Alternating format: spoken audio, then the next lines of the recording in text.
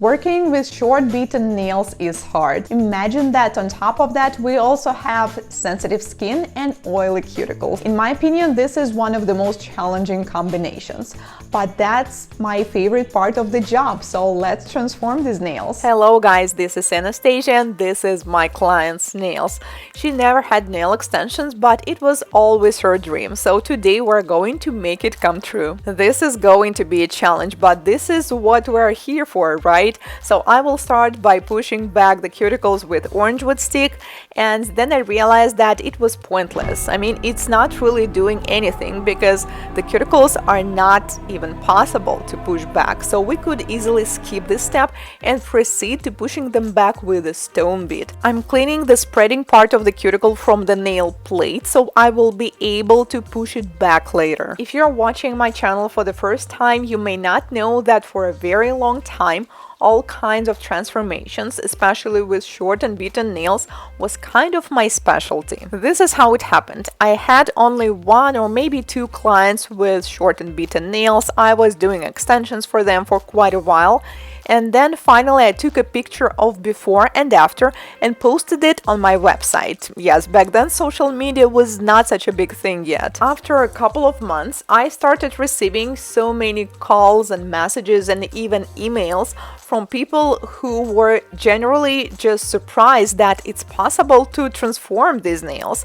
They were literally saying, "Hey Anastasia, I have a similar nails like your client, and I never knew that it's possible to do extensions that are going to look natural." I was very happy and flattered to hear that, but on the other hand, not every single person booked an appointment with me, of course, because some of them were simply from a different city, or some of them lived in a different part of the city, so they didn't want to come all the way over to my place. For some people, my schedule didn't work out because I was getting my college degree, so I was working only during the weekends or in the evenings.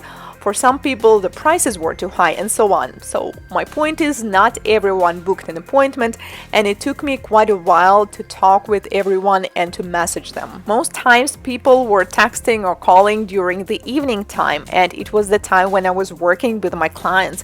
So I felt so uncomfortable because the client was sitting there and I had to take a call because it was a potential new client, and it was always this conflict inside because I kind of didn't want to get distracted because the client is right here, but on the other hand I desperately needed a new client. That would be great if I had a manager who would manage my bookings and take care of them, but I couldn't afford one.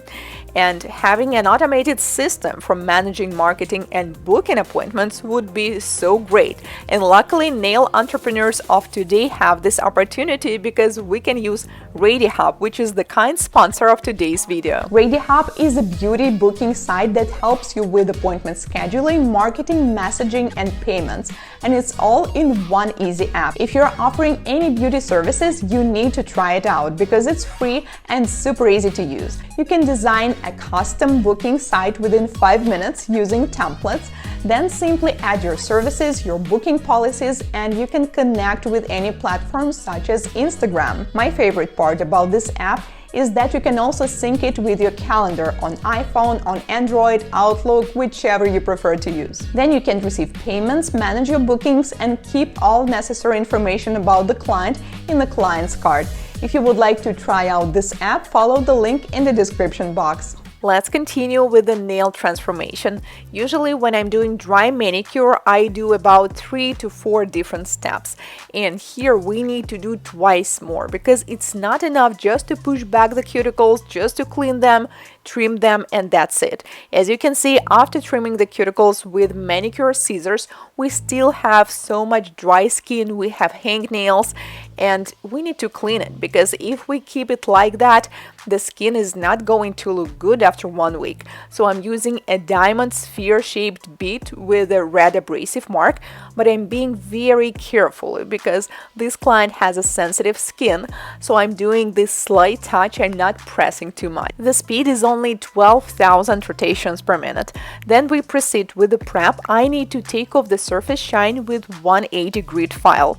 She had a little leftovers from the nail polish, so I removed it with an acetone. And since we're dealing with an oily type of skin, it's very important to be quick. Once we remove this shiny layer of the nail plate, normally we have about 40 minutes, but when we're dealing with oily skin, we have about 10 or 20 minutes, which means I need to take it off and quickly proceed with the next step and product application. Because if the shine is going to come back before I do that, we are going to be in trouble because the product will not adhere to the shiny surface. Then I apply dehydrator and acid primer, which is the perfect combination for this type of nails. And let's do some magic. I'm going to use acrylic. In my opinion, this is the best option for short and beaten nails. I'm not going to use tips or forms. I'm going to do a so-called sculpting on air. And to do this, you need to be very careful with the consistency. When I applied acrylic on the edge of her nail, I need to make sure that it's not too wet. And as it's polymerizing on air, I'm slightly pushing it back, and this is how I'm building the free edge. Every time I'm demonstrating this technique on the internet, everyone is so concerned, like, how can you apply the product on the skin? But the point is, I'm not applying it wet. This is what is so important. I apply it on the skin only when it's closer to the dry consistency. And another important point, of course, when doing acrylic nails or gel nails or any kind of nails to anyone, we need to make sure that the person is not allergic to this product first. In my opinion, this is the ideal length for the first time extensions on short and beaten nails, because it will not make any sense to make them long. If a person never had experience having long nails, it will be a problem. Also, when the nail beds are short, it will be too much pressure on them. So I think this is the ideal length, and we are doing a soft square shape. I add the final bead near the cuticle of the nude acrylic, and then the final step, which most clients call magic. I'm going to use my own fingers or the pinching tool, and I'm going to slightly pinch the nails. Later I will show you how much of the difference it's making. So when dealing with oily nails, you can apply dehydrator twice. It will not hurt. Just make sure that it's fully dry before you proceed. And also you can apply it on the surrounding skin, but it's better not to use the brush from the bottle.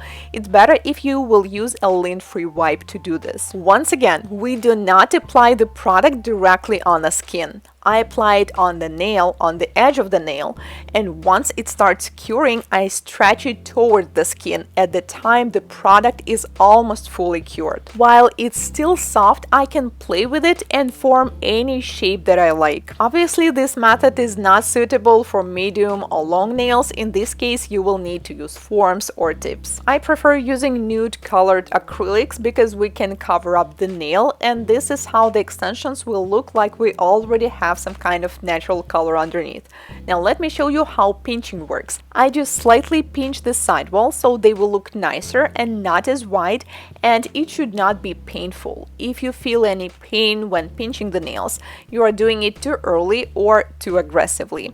And this is what we have after product application. Let's do some filing and shaping. Normally I enjoy doing filing and shaping. I find it meditative at some point, but this time I was extremely stressed because her skin is so sensitive, and I was so worried if I will accidentally touch the skin with a file, and we just did fresh manicure, so this is quite dangerous.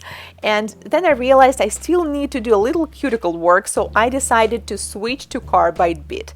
This is much better. I can go super close without touching the skin. This part is super important because we need to have a thin product near the cuticle and along the sidewalls to avoid product lifting. At this point, my client completely changed her face expression, and she looked shocked. She said that she never seen her nails like this. They're so pretty. I just think to myself during moments like this, I'm so lucky to be able to find a job that I love. It's not just fun and creative, but it's also so rewarding when you hear words like this from your clients. Then we sealed her nails with a glossy top coat, but then I thought that would be a bit boring and normal, right? Since we already have such a pretty transformation and beautiful nails, let's add some sparkles to them, rhinestones. It was obvious that my client didn't like something too flashy, so we picked these cute light blue moonstone crystals, and I also added some caviar beads.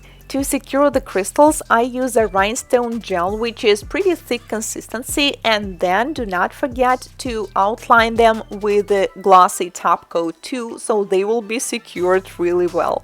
This is the final look. Let me guys know what you think about this transformation. Thank you so much for watching. If you are first time here on my channel, consider subscribing, as I post nail tutorials and transformations just like this one every week. And I will see you in my next one. Goodbye!